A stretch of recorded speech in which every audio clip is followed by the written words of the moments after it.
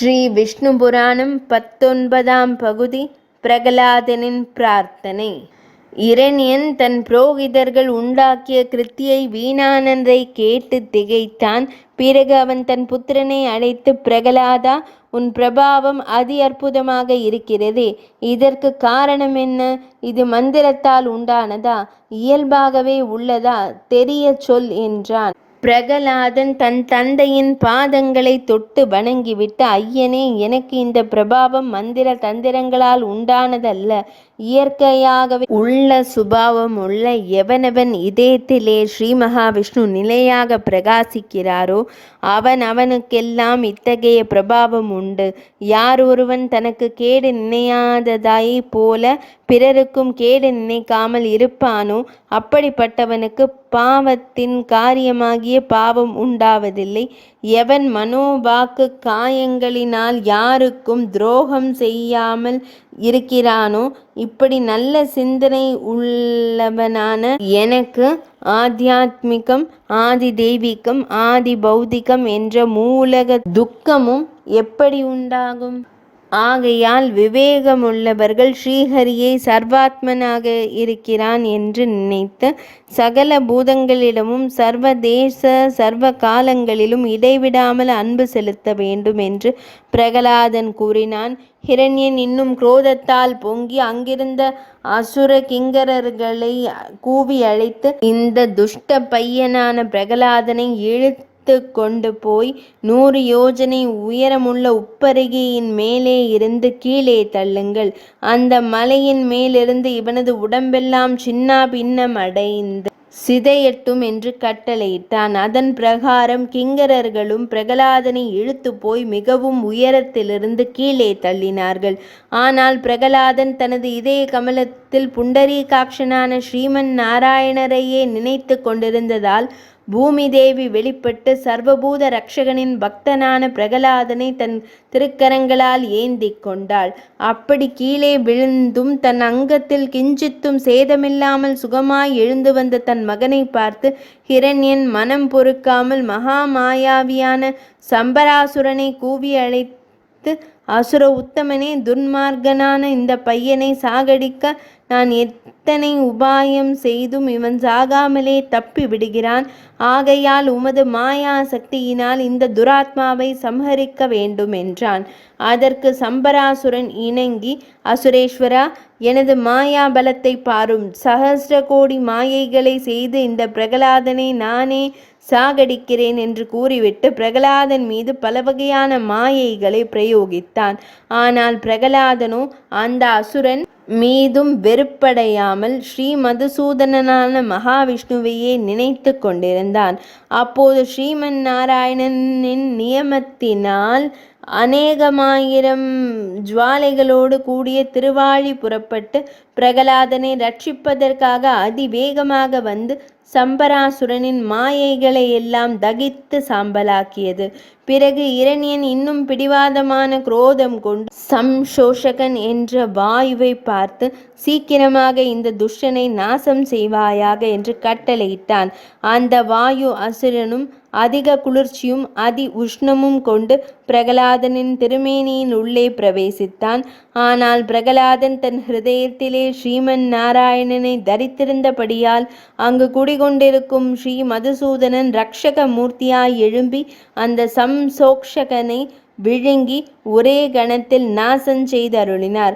அதை கண்ட இரணியன் பிரமித்தான். இதுபோல சம்பரனால் ஏவப்பட்ட மாயைகளும் சம்சோஷக வாயுவும் நாசமடைந்ததை அறிந்த பிரகலாதன் மீண்டும் குருகுலத்திற்கு சென்று அங்கே படித்து கொண்டிருந்தான். குருகுலத்தில் அவனுடைய ஆசிரியர் அவனுக்கு தினம் தினம் சுக்கிர நீதியை உபதேசித்து வந்தார். சில காலம் சென்ற பிறகு அவர் தம்மிடம் பிரகலாதன் நீதி சாஸ்திரத்தை கற்றறிந்து விட்டதாக நினைத்து அவனையும் அழைத்து கொண்டு ஹிரண்யனிடம் சென்றார். அவர் இரணியனை நோக்கி, அசுரேந்திரனே, உனது புத்திரன் சுக்கிர நீதியை நன்றாக பயின்று சகல விஷயங்களிலும் சமர்த்தனாகி விட்டான் என்றார்.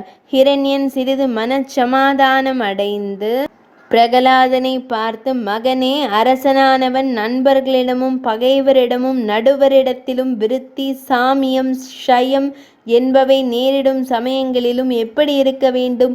புத்தி சொல்லும் மந்திரிகளிடமும் காரிய சகாயரான அமர்த்தியரிடமும் பாகியர் என்னும் வரி வாங்கி சேகரிக்கும் அதிகாரிகளிடமும் ஆப்பியந்தார் என்று சொல்லப்படும் அந்தப்புற அதிகாரிகளிடமும் தன்னுடைய குடி மக்களிடமும் தன்னால் ஜெயிக்கப்பட்டு தன்னிடம் சேவகம் செய்யும் பகைவரிடமும் மன்னன் என்போன் எப்படி நடந்து கொள்ள வேண்டும்?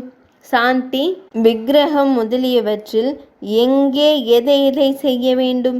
தனக்குள்ளே இருந்து மர்மங்களை அறிந்து பிறகு பிறராலே பேதப்படுத்தி கொண்டு போக உடன்பட்டிருக்கும் தன் ஜனங்கள் விரோதமாகாமல் இருக்க அரசன் என்ன செய்ய வேண்டும்? சைல துர்க்கம், வன துர்க்கம், ஜல துர்க்கம் முதலிய துர்க்கங்களை எப்படி அமைப்பது? அசாத்தியர்களால் வனத்தில் வாசம் செய்யும் மிலேச்சர்களை வசப்படுத்தும் உபாயம் யாது? திருடர் முதலிய துஷ்டர்களை நிகிரகிக்கும் விதம் என்ன? இவற்றையும் சாமதான பேதாதி உபாயங்களை எப்படி நடத்த வேண்டும் என்பதையும் நீதி சாஸ்திரத்திலே நீ கற்றிருப்பவைகளையும் சொல்வாயாக. உன் மனதில் இருக்கும் கருத்தை நான் அறிய விரும்புகிறேன் என்றான். தந்தையே, ஆசிரியர் எனக்கு சகல சாஸ்திரங்களையும் உபதேசித்தார், நானும் படித்தேன். ஆயினும் இவையெல்லாம் எனக்கு அர்த்தமற்றதாகவும் அசாரமுமாகவே தோன்றுகின்றன. மித்திராதிகளை வசப்படுத்த சாமதான பேத தண்டங்களை செய்யும்படி நீதி சாஸ்திரத்திலே சொல்லப்பட்டிருக்கிறது. ஐயனே, கோபிக்க வேண்டாம். ஜெகத்திலே சத்ரு மித்திரர்களை நான் காணவில்லை. ஆகையால் சாமதானாதி உபாயங்கள் வீணானவையே. சாத்தியம் இல்லாத போது வெறும் சாதனத்தால் பயன் என்ன? சகல பூதங்களையும் சரீரமாக கொண்டு ஜெகத் ஸ்வரூபமாகவும் ஜெகநாதனாகவும் கோவிந்தனை எழுந்தருளி இருக்கும்போது இந்த ஜெகத்தில் சத்ரு மித்ரு என்ற பேச்சிற்கு இடமேது? ஸ்ரீ விஷ்ணு பகவான் உம்மிடமும் என்னிடமும் மற்றுமுள்ள சகல ஜெகத்திலேயும் பரிபூரணமாக நிறைந்திருக்கிறார். ஆகையால் சத்ரு மித்திரர்கள் என்ற பேதம் எப்படி உண்டாகும்? இகலோக போக சாதனங்களாய் வீணான சொற்கள் விரிந்து அவித்தைக்கு கட்டுப்பட்டு உட்பட்டிருக்கும் நீதி சாஸ்திரங்களால் என்ன பயன்?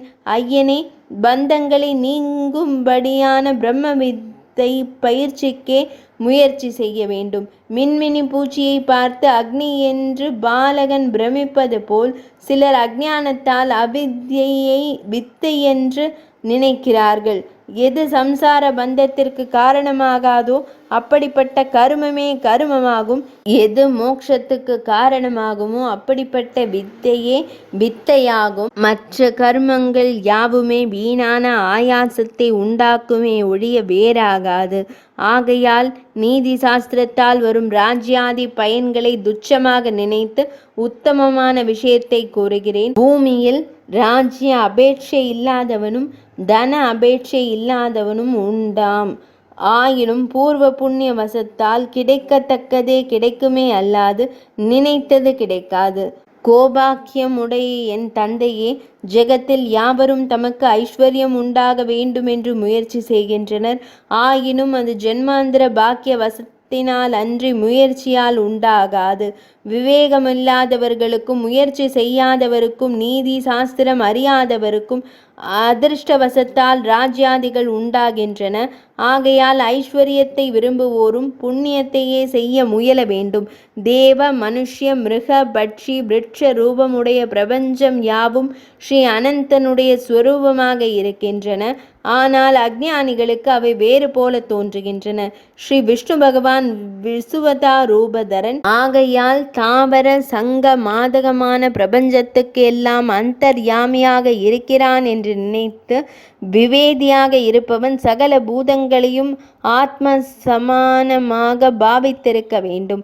இந்த ஞானம் எவனுக்கு இருக்கிறதோ அவனிடத்திலே அனாதியாயும் ஷட்குண ஐஸ்வர்ய சம்பன்னனான அந்த புருஷோத்தமன் பிரசன்னமாவான்.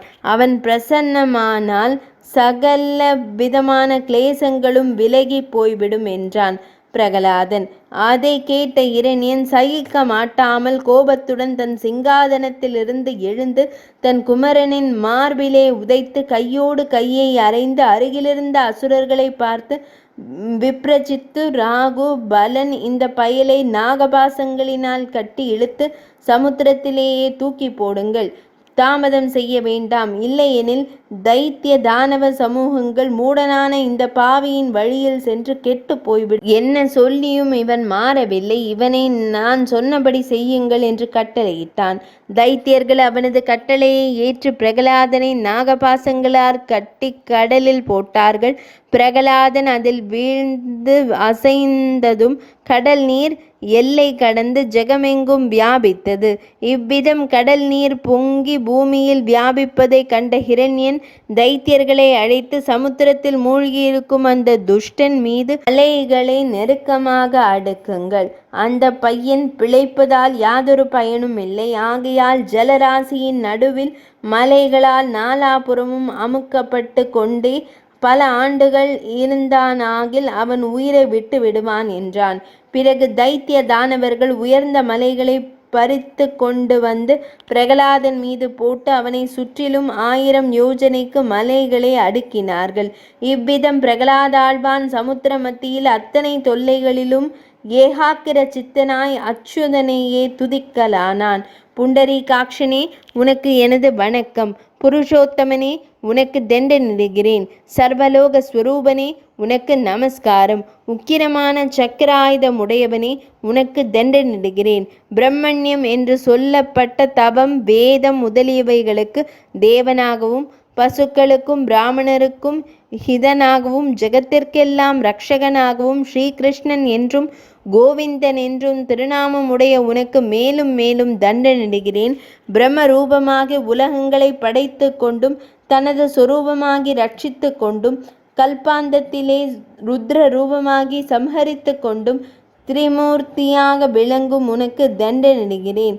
அச்சுதனே, தேவ அசுர கந்தர்வ சித்த சாரண சாத்திய பன்னக யக்ஷ ராட்சச பைசாச மனுஷ்ய பட்ச ஸ்தாவர பீபி விகாதிகளும் பிருத்வி அப்பு தேயு வாயு ஆகாயங்களுக்கும் சப்த ஸ்பரிச ரச கந்தங்களுக்கும் மனோ புத்தி சித்த அகங்காரங்களுக்கும் காலமும் அதன் குணங்களும் இவற்றின் பரமார்த்தமான ஆன்மாவும் இவையெல்லாம் நீயே.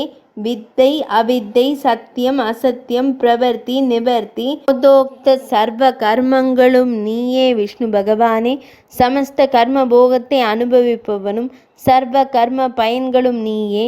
மகாபிரபுவே, உன்னிடமும் இதரரிடமும் சேஷபூதங்களான சகல உலகங்களிலே நீ வியாபித்திருப்பதும் உபதான நிமித்த காரண ரூபமான ஐஸ்வர்யம் அனந்த ஞான சக்தியும் உனது கல்யாண குணங்களை குறிக்கின்றன. பரம யோகிகள் உன்னை தியானிக்கின்றனர். யாகசீலர் உன்னை குறித்து யாகம் செய்கின்றனர். நீயே பிதுர் ரூபமும் தேவ ரூபமும் கொண்டு ஹவ்ய கவ்யங்களை புசிக்கிறாய். அச்சுதனே, மகத்தகங்காரம் முதலான சூட்சமங்களும் பிருத்வி முதலிய பூதங்களும் அவற்றினுள்ளே அதிசூட்சமமான ஆத்ம தத்துவமாகிற இந்த சூட்ச்ம பிரபஞ்சமெல்லாம் எங்கே இருக்கிறதோ, எங்கே உண்டாகிறதோ, அது சொரூப குணங்களினாலே பெருத்த உனது மகாரூபமாக இருக்கிறது. சூக்ஷ்மம் முதலான யாதொரு சிறப்பும் இல்லாமல் சிந்திப்பதற்கும் அரியதாய் யாதொரு ரூபம் உண்டோ அதுவே உன்னுடைய பரமாத்ம சுரூபம். இத்தகைய புருஷோத்தமனான உனக்கு தண்டனிடுகிறேன். சர்வாத்மகனே, சகல பூதங்களிலும் சத்வாதி குணங்களை பற்றியதாய் யாதொரு பிரகிருத்த சக்தி இருக்கிறதோ ஜீவஸ்வரூபமான அந்த சக்தியை நான் வணங்குகிறேன். வாக்குக்கும் மனதுக்கும் எது எட்டாததோ, யாதொரு விசேஷத்தினாலும் எது விசேஷப்படுத்த கூடாததோ, ஞானிகளுடைய ஞானத்தால் எது நிரூபிக்கப்படக்கூடியதோ அத்தகைய முந்தாத்தும் சுரூபமான இருக்கிற உனது மேன்மையான சக்திக்கு தண்டனிடுகிறேன். எவனுக்கு வேறானது ஒன்று இல்லையோ, எவன் எல்லாவற்றிற்கும் வேறாக இருக்கிறானோ அத்தகைய பகவானான ஸ்ரீ வாசுதேவனுக்கு தண்டனிடுகிறேன்.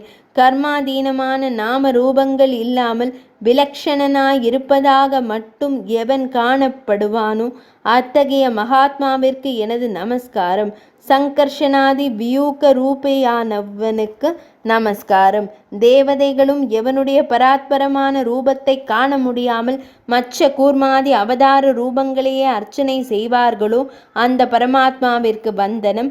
எவன் ருத்ராதி சகல பூதங்களுக்கும் அந்தர்யாமியாகி சுபாசுபங்களை கண்டுகொண்டிருப்பானோ அந்த சர்வ சாட்சியும் பரமேஸ்வரனுமான ஸ்ரீ விஷ்ணுதேவருக்கு தண்டனிடுகிறேன். காணப்படும் இந்த ஜகமெல்லாம் எவனோடு பேதமின்றி இருக்கிறதோ அந்த விஷ்ணுவிற்கு பந்தனம் செய்கிறேன்.